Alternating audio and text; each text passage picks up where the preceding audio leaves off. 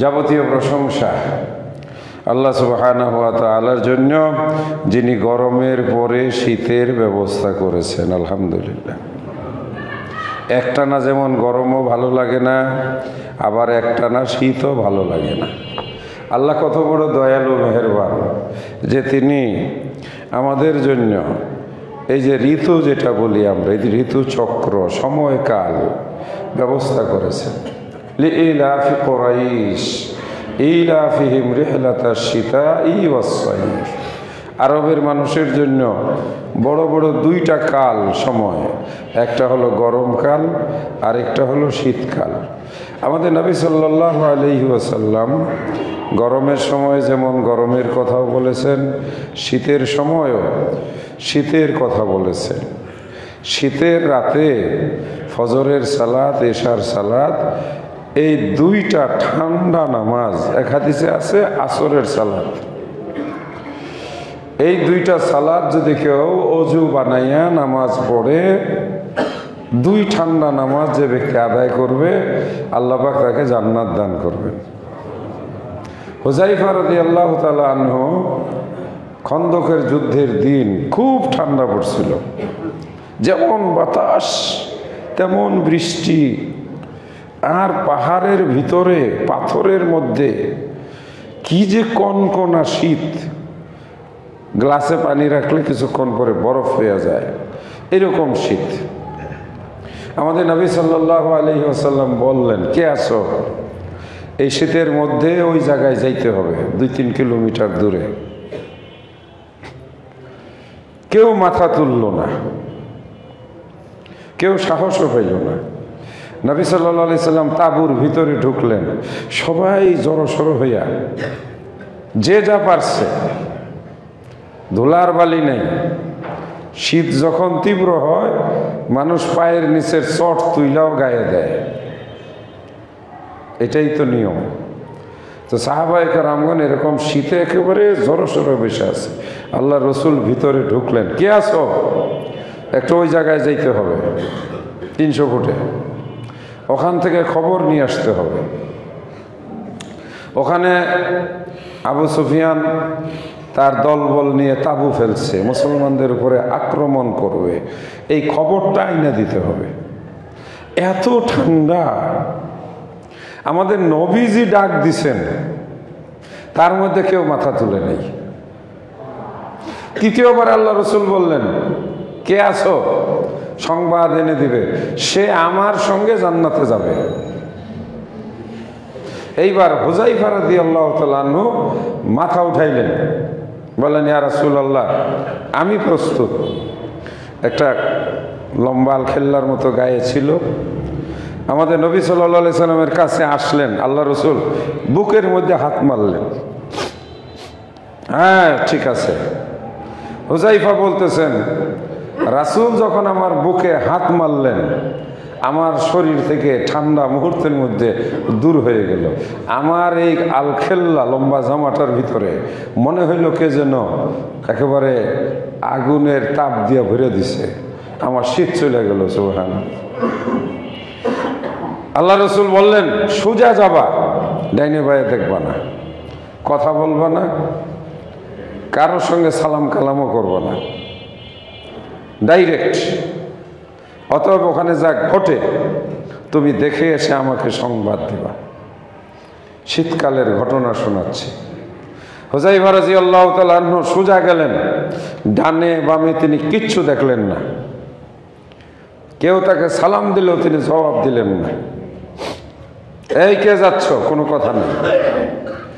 সোজাসুজি গিয়ে তিনি শত্রুদের, ওরা কিন্তু বিরোধী দল, যোদ্ধা, অস্ত্রওয়ালা, যদি টের পায় সাথে সাথে টুকরা টুকরা করে ফেলবে।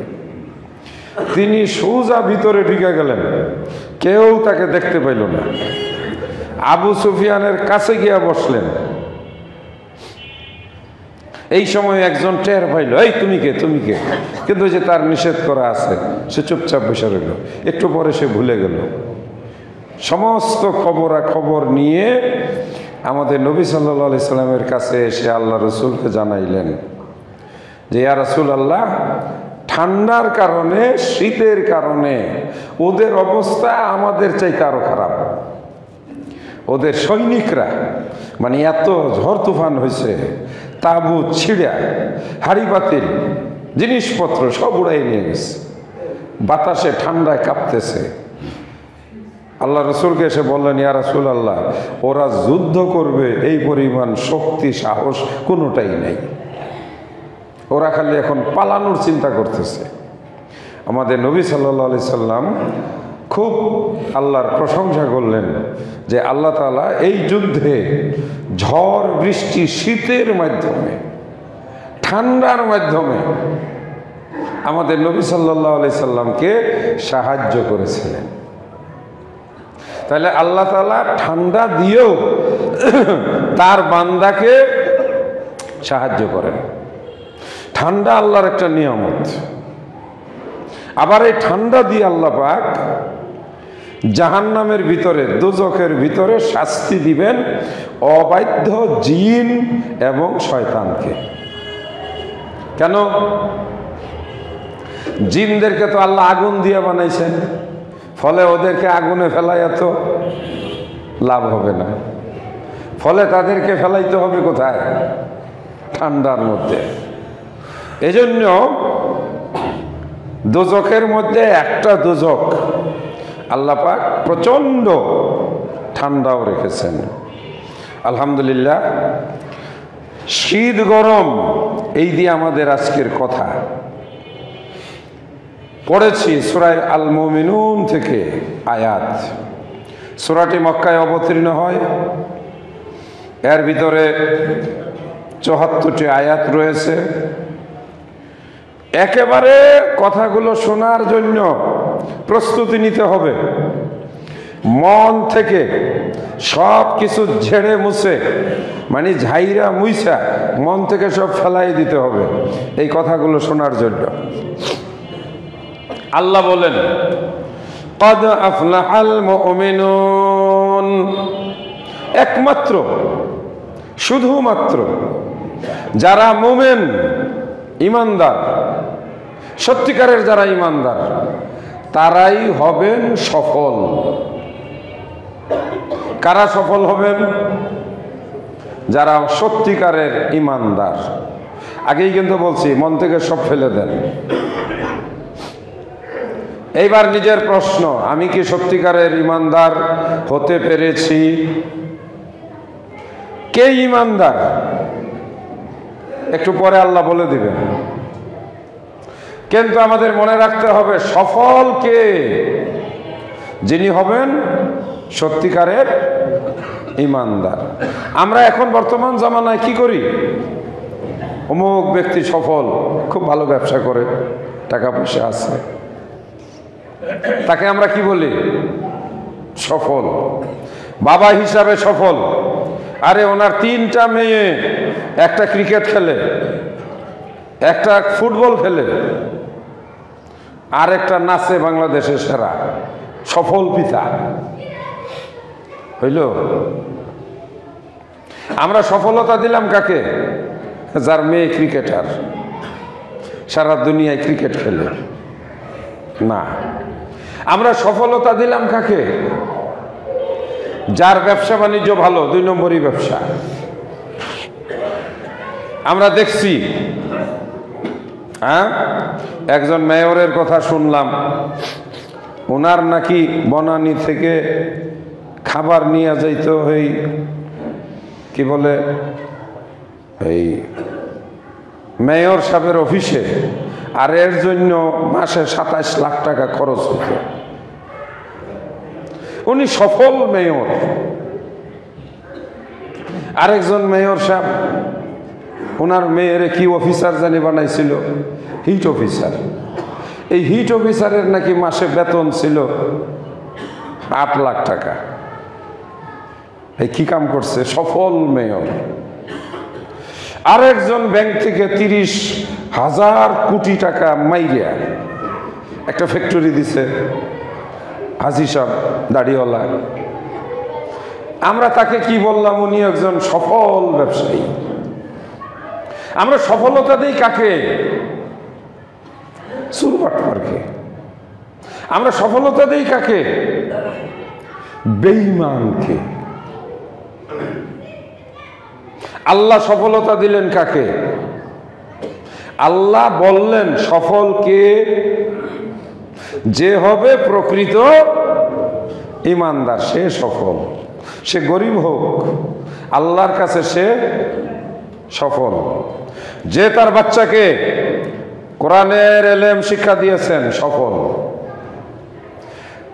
মেয়েকে ডাক্তার ইঞ্জিনিয়ার বানায় নাই, মেয়েকে কোরআনের হাফেজ বানাইছে। কারো কাছে দাম নাই, কিন্তু একজনের কাছে দাম আছে, তাই তিনি কে? আল্লাহ। এটাই আল্লাহ বলেন, ক্বাদ আফলাহাল মুমিনুন। যারা মুমিন, সত্যিকারের মুমিন, এরাই হবে সফল। এই সফল ব্যক্তিরা কি হবেন? উলাইকা হুমুল ওয়ারিসুন। এরা ওয়ারিস হবে। ওয়ারিস মানে কি? ভাগ পাওয়া, বন্ট পাওয়া। বাবার সম্পদ বন্টন হয়, ওয়ারিসরা সেই ভাগ বন্টন পায়। আল্লাহ বলেন এরা ওয়ারিস হবে। কিসের? সফল হবেন কারা? মুমিনগণ। তারা ভাগ পাবেন কিসের? আল্লাযীনা ইয়ারিসুনাল ফিরদাউস। ফিরদাউস কার নাম? কলে আমাদের গ্রামে আছে ফেরদৌস। না, ওই ফেরদাউস না। এই ফেরদাউস হচ্ছে জান্নাতুল ফেরদাউস। এই সফল মানুষগুলোই হবেন জান্নাতের ওয়ারিস। এরাই মৃত্যুবরণ করার পরে পাবে জান্নাত। কারা জান্নাত পাবে? আল্লাহ পাক বলে দিয়েছেন। দু তিনটা বলি, আর হাদিস থেকে আজকে খুব নির্ধারিত সময়ে কতগুলো আমলের কথা বলবো? 25টা আমলের কথা বলবো। কয়টা আমল? 25টা। এর মধ্যে একটা করবেন। সবগুলো করতে পারলে তো মাশাআল্লাহ। একটা পারবেন না? যে কোনো একটা আমল, আপনি একটা আমলের বিনিময়ে আল্লাহর কাছ থেকে জান্নাত পেয়ে যাবেন।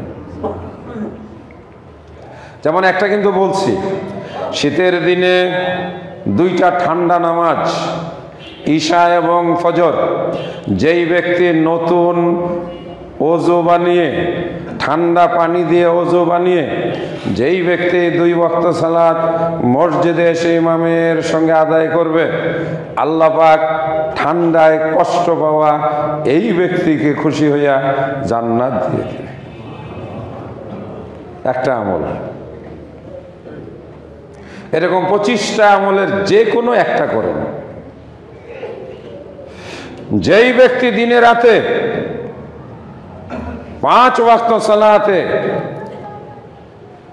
2 রাকাত 2 রাকাত 4 রাকাত 2 রাকাত 2 রাকাত, এই তো 12 রাকাত। জোহরের আগে 4 রাকাত, জোহরের পরে 2 রাকাত। আসরের আগে পরে নাই, আসরের আগে ইচ্ছা করলে 4 রাকাত নফল পড়া যায়। মাগরিবের পরে 2 রাকাত, ঈশার পরে 2 রাকাত, ফজরের আগে 2 রাকাত, মোট 12 রাকাত। যেই ব্যক্তি, আমি বলছি একটা আমল ফরজের পরে, এগুলো অতিরিক্ত একটা আমল, আপনি যদি এই 12 রাকাত নামাজ সুন্নতে মুআক্কাদা নিয়মিত পড়তে পারেন, রাসূলুল্লাহ সাল্লাল্লাহু আলাইহি সাল্লাম বলেন জান্নাতের মাঝে আপনার জন্য একটা স্পেশাল ঘর আল্লাহ নিজে তৈরি করে আপনাকে দিবেন। আপনার জন্য যদি একটা স্পেশাল রুম আল্লাহ বানায়, তো ওখানে আর কাকে যাইতে দিবে? 25টার মধ্যে 2টা বলেই তো ফেললাম। একটা হলো 2 ঠান্ডা নামাজ, আর একটা হলো নফল নামাজ। আর কুল্লা আল্লাহ পাক এখানে যে কয়টা বলছেন, কারা মুমিন, সফল মুমিন কারা? আল্লাযীনা হুম ফি সালাতিহিম খাশিউন। যারা নামাজের ব্যাপারে ভীত, নামাজের ব্যাপারে যারা ভয় পায়, নামাজের ভিতরে ভয়, নামাজের বাইরে ভয়, নামাজের আগে ভয়, নামাজের পরে ভয়, নামাজ নিয়ে ভয়। এই ভয় মানে হচ্ছে যারা যত্ন করে ভালো করে মনে আল্লাহর ভয় নিয়ে নামাজটা আদায় করে। এই ভয় মানে কি? নামাজ থেকে দূরে থাকা না, যে আমি নামাজরে ভয় পাই এই জন্য নামাজের কাছে যাই না, এটা না। নামাজের ব্যাপারে তার ভিতরে কি থাকে? একটা ভয় থাকে। না, আমাকে ঠিকভাবে নামাজ পড়তে হবে, আমাকে ঠিক সময় মতো নামাজ পড়তে হবে, আমাকে সহি শুদ্ধভাবে নামাজ পড়তে হবে। হ্যাঁ, নামাজের ব্যাপারে যে ব্যক্তি সব সময় ভীত থাকে, অজুটা সুন্দর করে বানায়, অজু বানায়, আমি এখন নামাজ পড়ব, সুতরাং আমার অজুটা কি হইতে হবে? ভালো হইতে হবে। তাড়াহুড়া করে অজু করলাম, পায়ের গোড়ালি শুকনা থাকলো, তাড়াহুড়া করে অজু করলাম, কানটা ভালো করে মাসা হইল না, তাড়াহুড়া করে অজু করলাম, কুনুয়ের দিক দিয়ে একটু ফাঁকা ধোয়া বাকি রইল, তাহলে কি হইল? আমার অজুটা হইল না। আর অজু যদি না হয় তাহলে কি হইল না? আমার নামাজই হইল না। আর নামাজ যদি না হয় তাহলে আমার সব বরবাদ। তাহলে কি করতে হবে? নামাজের ব্যাপারে সব সময় ভীত থাকা, এর মানে হলো নামাজের ব্যাপারে সব সময় সচেতন থাকা। কি কি সচেতন? এখন আমার নামাজের সময়, ভাই গল্প সল্প চলবে না। এখন আমার নামাজের সময়, অন্য কাজ আমি করব না। এখন আমার নামাজের সময়, সব বন্ধ। এটা হলো নামাজের সময়। ভালো করে নামাজ আদায় করা। যেমন আমরা যারা আহলুল হাদিস, আমরা একটু চেষ্টা করি আমাদের নামাজটা সহিভাবে কি করার? আদায় করার।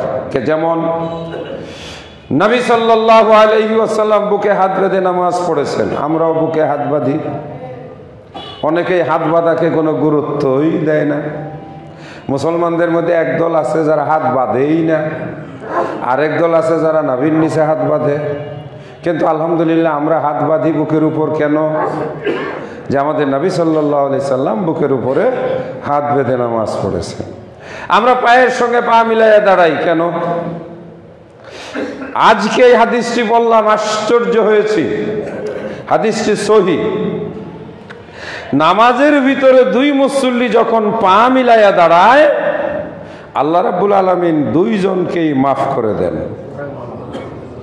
এবং এই দুইজনকে আল্লাহ পাক জান্নাতের মেহমানখানায় মেহমান হিসাবে স্থান দিবেন। দেখেন শয়তানের বুদ্ধি কত!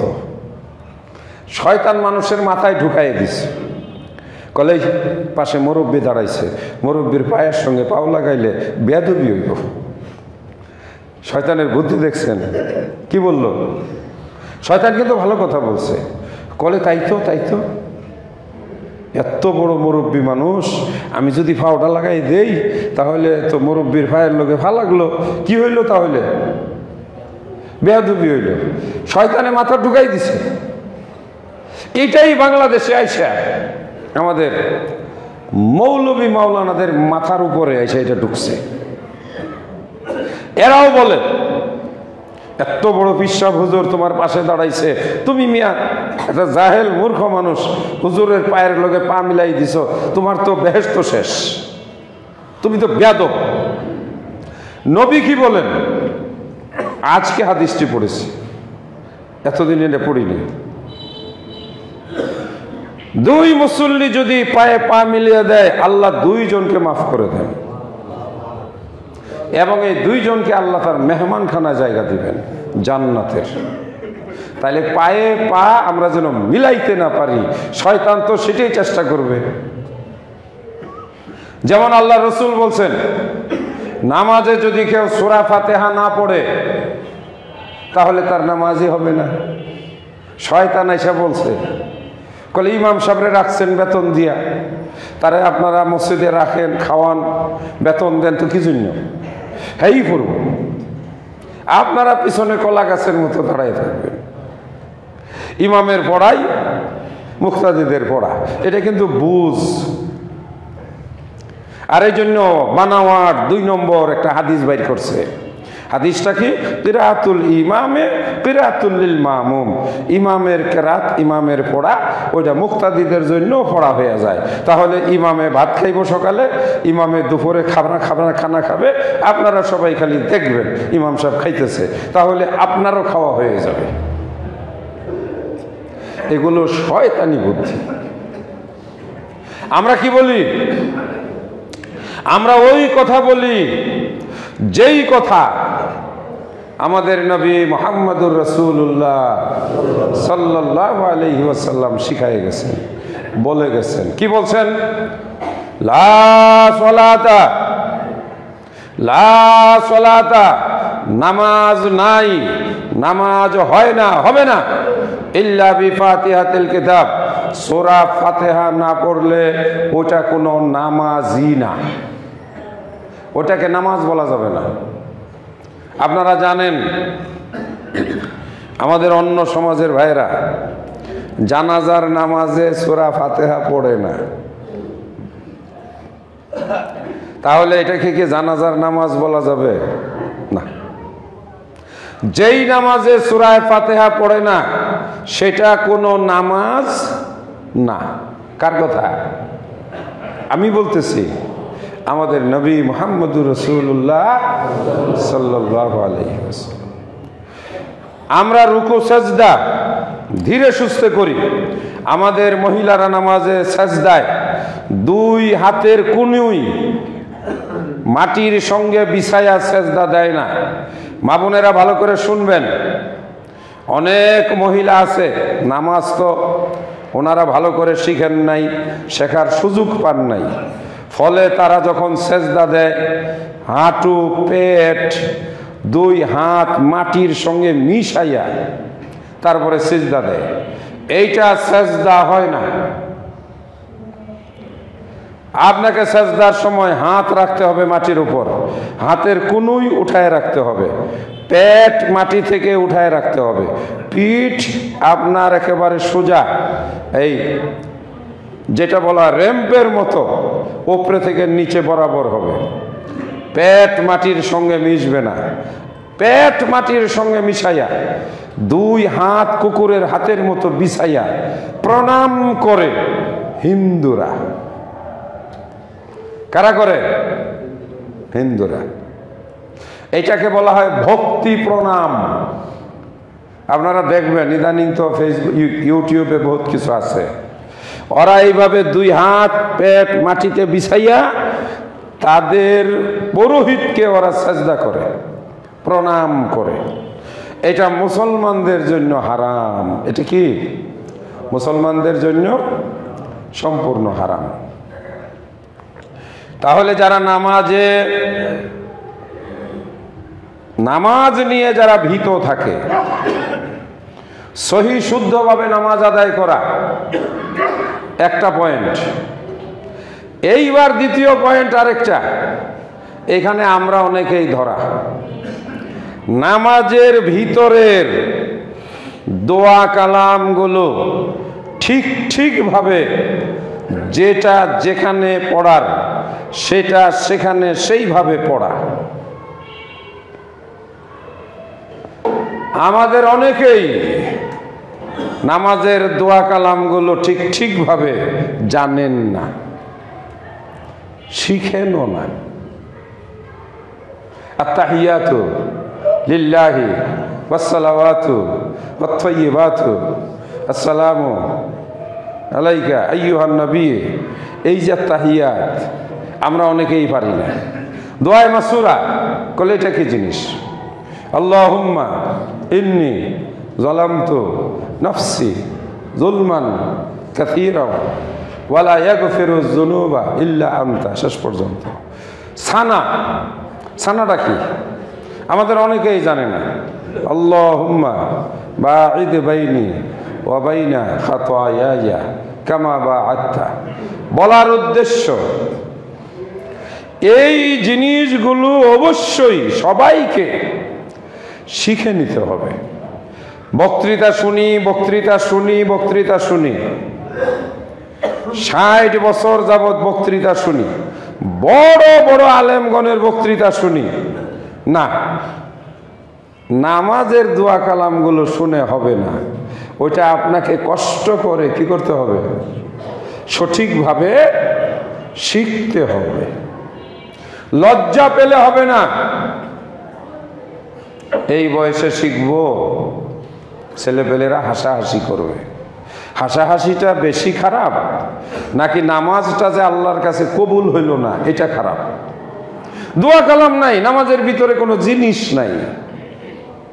হ্যাঁ, আপনি একটা দোকান দিছেন, সাইনবোর্ড দিছেন, এখানে সব দামি দামি জিনিস পাওয়া যায়, শাটার খুলে দেখা গেল ভিতরে কোনো জিনিস নাই, তাহলে কেউ সেই দোকানে যাবে? উল্টা দোকানে মানুষ ঢিলাইব, কেউ যে বেটা ভিতরে মাল নাই, সাইনবোর্ড দিয়ে বসে আছিস। তা আপনি নামাজে দাঁড়াইলেন, সাইনবোর্ড মার্কা নামাজ, কিন্তু নামাজের ভিতরে কি নাই? মাল মশলা নাই, দোয়া কালাম নাই। সেই নামাজ কি ওজন হবে? আল্লাহ কোরআন মাজিদে বলেন, ফালা নুকিমু লাহুম ইয়াওমাল কিয়ামাতি ওয়াজনা। কিয়ামতের দিন এই ধরনের নামাজ, যেই নামাজের ভিতরের দোয়া কালাম ঠিক নাই, এই ধরনের নামাজ, যেই নামাজ রাসূলুল্লাহ সাল্লাল্লাহু আলাইহি সাল্লামের নামাজের সাথে মিল নাই, আল্লাহ কোরআন মাজিদে বলেন, তুমি যতই মনে করো নামাজ পড়ছো, তুমি যতই মনে করো আমি নামাজ পড়ছি, কিন্তু কিয়ামতের দিন আল্লাহ পাক এই নামাজকে মিজানের পাল্লায় উঠাবে না, এই নামাজের কোনো নেকি থাকবে না।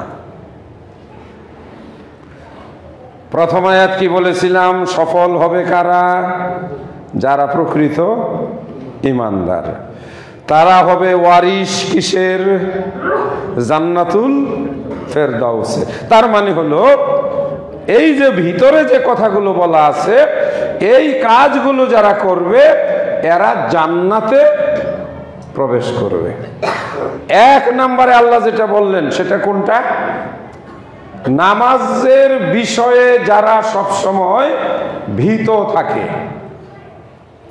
একটা উদাহরণ দেই, ফজরের সময় আপনি ঘুমাইলেন, আপনার ভিতরে যদি এই ভয় থাকে, ফজরের নামাজের সময় তো ঠান্ডা, শীত, কম্বল গায়ে দিছি, লেপ অনেকেই মাথার উপর দেয়,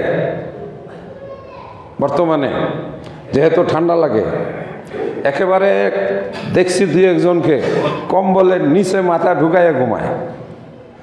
এইরকম ভাবে ঘুমাইলে তো সে আজান শুনবে না। এখন এই কম্বল দেওয়ার সময় কানটা বাইর করে রাখছে। আপনি জিজ্ঞাসা করলেন, কান বের করে রাখছো কেন? আজান শোনার জন্য। এটা প্রমাণ করে সে নামাজের ব্যাপারে কি ভীত।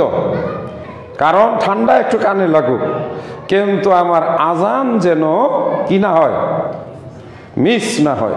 এই ভয় যার ভিতরে আছে, আল্লাহ তাকে কি দিবেন?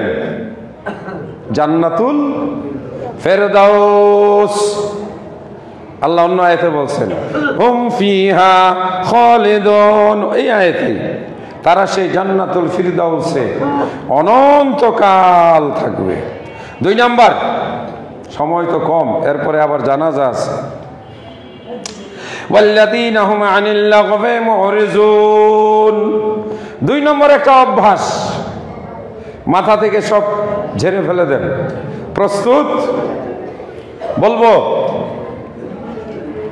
দোকানে বসে আড্ডা দেয় না, তারাও জান্নাতুল ফিরদাউসে যাবে। আপনারা হয়তো বলবেন যে এখানে কি আল্লাহ দোকানের আড্ডা দেওয়ার কথা বলছে? আড্ডা অহেতুক, আজে বাজে, খামখেয়ালি, মূল্যহীন গল্প, ফালতু গল্প, রাজনীতির গল্প। এই ইন্ডিয়া বাংলাদেশে ঢুকে পড়লো। আরে সেই দিন নাই, বাংলাদেশের সৈন্য ইন্ডিয়ার সীমান্তে চলে গেছে, বাংলাদেশের ড্রোন চলে গেছে, গপ্পের শেষ নেই। আমেরিকা জাহাজ পাঠাইতেছে, রাশিয়া কামান পাঠাইতেছে, আপনি কিছুই জানেন না, চাপা মারা ছাড়া। চায়ের দোকান মানেই হচ্ছে আড্ডা, মিথ্যা কথা বলার একটা সেন্টার। আরে এই সরকার আর 15 দিন। কালকে একজনের কাছে শুনলাম যে 16ই ডিসেম্বর শেষ, উপদেষ্টা টোপদেশে কিচ্ছু খুঁজে পাবে না। আর এক দল বলতেছে আগামী 10 বছর, কিসের নির্বাচন, দেখো না দেশ কই যায়। সব বানাফট মিশা কথা, এই যে আলতু ফালতু কথা, মিথ্যা আর সরাসরি। আর এখন বর্তমানে ছেলেপেলেরা তোমরা জানো, মিথ্যা গুজব বানাওয়াট। হ্যাঁ, অমুক মরে গেছে, কালকে এরকম ছেলেপেলেরা বলতেছে, আমিও শুনে করছি, বলে কি আজকে শুনি দিব্যি ভালো আছে সে, অমুকের উপদেষ্টা পরিষদ থেকে বার্তা দিছে। আমি নেটে সার্চ দিয়ে দেখলাম, না ঠিকই তো আছে, খালি গুজব আর গুজব, মিথ্যা কথা। 2 নম্বর গুণ আল্লাহ বলেন, মনে রাখবেন, আগেই বলছি, নিজেকে পরিবর্তন করুন, তওবা করুন। এই কথা শোনার পরে প্রতিজ্ঞা করুন, এটা আমি বলি নাই, আল্লাহ বলছেন, যারা লাগুবন মানে হলো বাজে কথা, অতিরঞ্জিত কথা, গালগপ্প কথা, আড্ডা দেওয়ার চলে যে কথা, এই ধরনের ফালতু কথা থেকে যারা দূরে থাকবে, আল্লাহ তাদেরকে জান্নাতুল ফিরদাউস দান করবে। আশ্চর্য ব্যাপার, কোথায় জান্নাত, আর আপনি খালি একটু মুখটা বন্ধ রাখলেন, কি হইল? বিনিময়ে আল্লাহ জান্নাত দিয়ে দিলেন। কোরআন মাজিদের গুলো আরেকদিন শেষ করব। হাদিসে দেখি, শোনাতে চেয়েছিলাম, এমন 25টা আমল আছে, যেই 25টা আমলের একটা আমল যদি আপনি করেন, 25টা তো অনেক, কিন্তু খালি একটা আমল সব সময় করবেন, আল্লাহ পাক কাউকে বলার দরকার নেই, এর বিনিময়ে জান্নাত দিয়ে দিবেন। 25টার মধ্যে একটা বললি, আল্লাহ রসুল বলছেন, মান আলা ইয়াতিমান, কেউ যদি একটা এতিমকে লালন পালন করে, খাবার দেয়, এই যে শীতকাল আসছে, একটু শীতের কাপড় কিনা দেয়, এতিমের মাথায় হাত রাখে, এতিমকে মহব্বত করে, আল্লাহ রসুল বলেন, আমি নিজে এতিম ছিলাম, এবং আল্লাহ কোরআনে বলছেন, ফাম্মাল ইয়াতিমা ফালা তাকাহার, এতিমদেরকে ধমক দিও না, ওয়ালা তাকরাবু মাল আল ইয়াতিমে, এতিমদের মালের কাছেও যাইও না। আমি আপনাদের অবগতির জন্য বলি, এই যে আপনারা এতিমদের জন্য যে খাবারের টাকা দেন, এটা আমি কাগজে মুড়াইয়া একটা পলিথিনে ভরে এমনভাবে রাখি যে ওর সাথে যেন আমার 1 টাকাও না মিলে, 2টা যেন মিলে না যায়। যত তাড়াতাড়ি সম্ভব আমি মাদ্রাসায় পাঠিয়ে দিই চাউলের জন্য, কারণ আমি জানি যে আল্লাহ বলছেন, লা তাকরাবু মাল আল ইয়াতিম, তুমি এতিমের মালের ধারে কাছে যাও না। আর এখন মানুষ চাচা, বাবা মরে গেলে, ভাই মরে গেলে, ভাতিজাদেরকে ঠকাইয়া জমি নিয়ে আনে, বোন মারা গেলে ভাগ্নিদেরকে জায়গা জমি দেয় না, খাইয়া ফেলায়, কিছু দিয়া বাকি ধমক দিয়া বিদায় করে দেয়। বাবারে, জান্নাত পাওয়া যাবে না। আপনি একটা এতিমকে পালেন, বাস। রাসূল এইভাবে 2টি আঙ্গুল মিলাইছেন, কানা মাই ফিল জান্নাতে, এই ইতিম লালন পালনকারীকে আল্লাহ পাক জান্নাতে আমার সঙ্গে রাখবেন। 25টার আরো একটা বলে ফেললাম। আপনাকে আল্লাহ পাক মেয়ে সন্তান দিয়েছেন, কন্যা সন্তানের বাবা হয়েছেন, মেয়ে, মাশাআল্লাহ, বাবার চোখের প্রশান্তি। হ্যাঁ, এটা ঠিক, মেয়েও যেমন বাপের জন্য পাগল থাকে, বাবাও মেয়ের জন্য তার সব কুরবানি স্বীকার করে। রাসূল বলেন, 2টা মেয়েকে যে ব্যক্তি আল্লাহকে মনে করে, আল্লাহরে মনে করে, আল্লাহ আমার 2টা মেয়ে দিস, আমাকে 2টা জান্নাত দিস, এবং এই 2টা বাচ্চাকে লালন পালন করে, আদব কায়দা শিখায়, নামাজ শিখায়, গান বাজনা শিখায় না। উত্তরায় থাকি, অনেকের সঙ্গে পরিচয়, মেয়ে নিয়ে যে কি অহংকার, আমার মেয়ে অমুক ইউনিভার্সিটিতে পড়ে, আমার মেয়ে এই করে, আমার মেয়ে এই। হ্যাঁ, দেখি একটু বাবা মেয়েরে ডাক দেন, পোশাক আশাক দেখে বলি আস্তাগফিরুল্লাহ, লা হাওলা ওয়ালা কুওয়াতা ইল্লা বিল্লাহ। আপনি না মসজিদে 5 ওয়াক্ত নামাজ পড়েন, দেখা হয়তো, তো মেয়ের এই অবস্থা বলে বাচ্চা তো। আমি যে বাচ্চা, বিয়া দিলে 3 বাচ্চা হইতো। পর্দাপশিতা, নিজে নামাজি, মেয়ে নিয়ে গর্ব, জাহান্নামে যাবে। আপনার মেয়েকে যদি আপনি নামাজি বানান, পরহেজগার বানান, দিনদার বানান, তারপরে ভালো পাত্রে বিয়ে দেন, আল্লাহ রসুল বলছেন আমার সঙ্গে একসাথে জান্নাতে থাকবে। 25টা তো আজকে বলে শেষ করতে পারবো না, জানাজা না থাকলে হয়তো বলা যেত। যে ব্যক্তি এই দোয়াটা পড়বে সব সময়, একটা আমল করবেন, একটা ফরজের পরে এই দোয়াটা, রাজিতু বিল্লাহি রাব্বাও ওয়া বিল ইসলামি দীনাও ওয়া বিনবিয়িনা মুহাম্মাদিন সাল্লাল্লাহু আলাইহি ওয়াসাল্লাম, এই দোয়াটা যদি কোনো মানুষ নিয়মিত পড়ে, আল্লাহর নবী বলেন আল্লাহ তাকে জান্নাত দান করবেন। আল্লাহর 99 নাম মহব্বত নিয়ে পড়বেন, আল্লাহ পাক আপনাকে জান্নাত দান করবেন। রাস্তায় হাঁটতে হাঁটতে মাঝে মাঝে বলবেন লা ইলাহা ইল্লাল্লাহ, একেবারে মনে করবেন আল্লাহকে দেখতেছেন, কলিজা খুইলা, অন্তর খুইলা একটা ডাক দিবেন লা ইলাহা ইল্লাল্লাহ। রাত্রে একা একা বলবেন। আমাদের নবী বলছেন, আল্লাহ বলেছেন এইভাবে কোনো ব্যক্তি যদি কালেমা পড়ে, আমি তাকে অবশ্যই জান্নাতে প্রবেশ করাবো।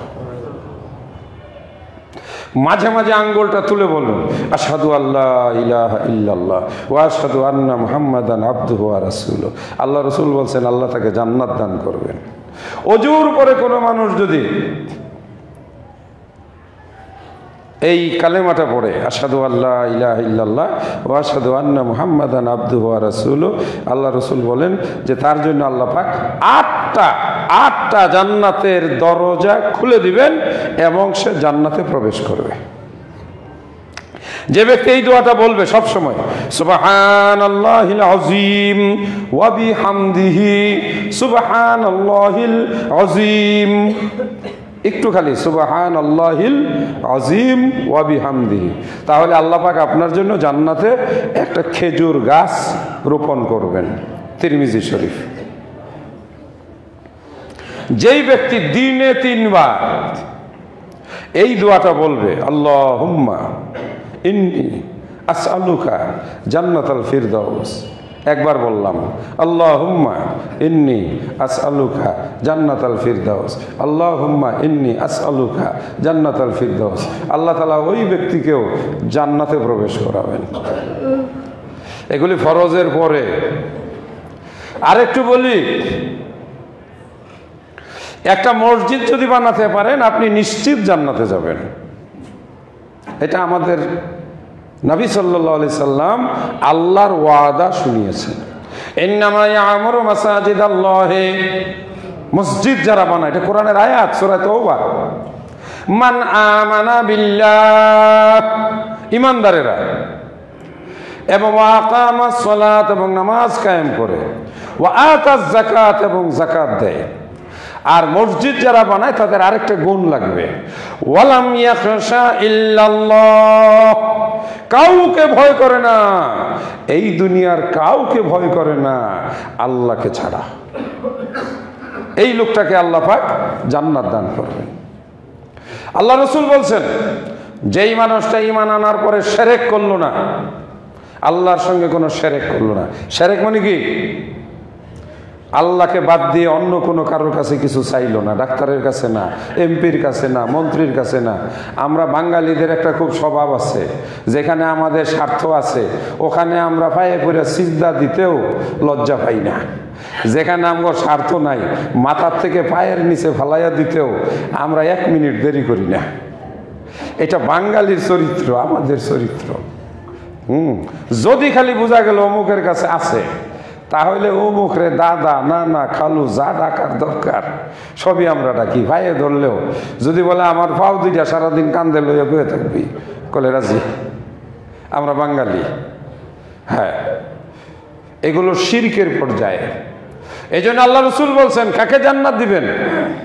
ঈমান আনার পরে ওই মানুষটাকে যদি ইন কুতিলতা, যদি তাকে জবাই করে দেওয়া হয়, হাত পা বান্ধা জবাই করতেছে, সে বলবে যে না, আমি কোনোদিন আল্লাহকে ছাড়া কারো সামনে মাথা নত করি না। রিক্তা, আগুন জ্বালায় আগুনের মধ্যে ফেলে দিচ্ছে, তারপরেও সে বলবে না, আমি আল্লাহকে ছাড়া কাউকে ভয় করি না। এই ব্যক্তিকে আল্লাহ পাক কি দিবেন? জান্নাত দান করবেন। দানকারীকে আল্লাহ পাক জান্নাত দান করবেন। এর অর্থ এই নয় আপনি দান করতে করতে করতে করতে ফকির মিসকিন হয়ে যাবেন, তা না।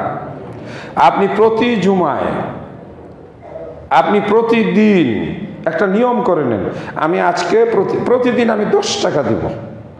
ঘুরতেছেন, হাত নাই পাও নাই, একটা অসহায় মহিলা অথবা একটা প্রতিবন্ধী মহিলা, এটা 10 টাকা আপনি দিলেন, হইল। আপনি যে প্রতিদিন 1000 দান করবেন দরকার নাই, এটা আল্লাহ বলেনি। জুমার দিন 20টা টাকা পাঞ্জাবির পকেটে করে নিয়ে আসলেন, এটা আমি মসজিদে দিব, আল্লাহর ঘরে। আমি আল্লাহর ঘরকে ভালোবাসি। আপনি 50টা টাকা রাখলেন, একটা এতিমকে কিছু কিনে দেবেন। অথবা আপনি পরিকল্পনা করলেন এইবার শীতে আমি 10টা এতিমকে 10টা কম্বল দিব। এর বিনিময়ে আল্লাহ পাক আপনাকে জান্নাত দান করবেন। কোটি কোটি টাকা দেওয়ার দরকার নেই, অল্প। শেষ করব, ওই ব্যক্তিকে আল্লাহ পাক জান্নাত দান করবেন যে ব্যক্তি যে আমলটা করে, ছোট আমল হোক, আমলটা ছোট হোক, কিন্তু সে নিয়মিত করে। কি বললাম? সে নিয়মিত করে। আপনি একটা মাদ্রাসাতে নিয়মিত 100 টাকা দেন, আল্লাহ পাক এই আমলটা পছন্দ করেন এবং এই আমলকারীকে আল্লাহ পাক জান্নাতে প্রবেশ করাবেন। আগামী জুমাও আমি পড়বো ইনশাআল্লাহ। সেই দিন আরো কতগুলো আমল, 25টা তো এখন বলা গেল না, আরো কিছু আছে। তার মধ্যে আমল আবার আমল না, স্বভাব। শুধু নরম দিলের মানুষ, দিলটা নরম, আল্লাহ পাক বলছেন আমি তাকে জান্নাতের মধ্যে একটা সুন্দর ঘর বানিয়ে দেব। আরো 2টা বাকি আছে। এই নরম দিলের মানুষ হইতে পারলেও আপনি কিছুই করতে পারেন না, কিন্তু মনটা নরম, এর বিনিময়ে আপনি জান্নাত লাভ করবেন। আলহামদুলিল্লাহ, আল্লাহ পাক আমাদেরকে জান্নাতি হওয়ার তৌফিক দান করুন, আমিন। আকুলু কওলি হাযা ওয়া আস্তাগফিরুল্লাহ লি ওয়া লাকুম ওয়া লিসাইরিল মুসলিমিন। নাহমাদুকা ইয়া গাফুরু ইয়া রাহিম।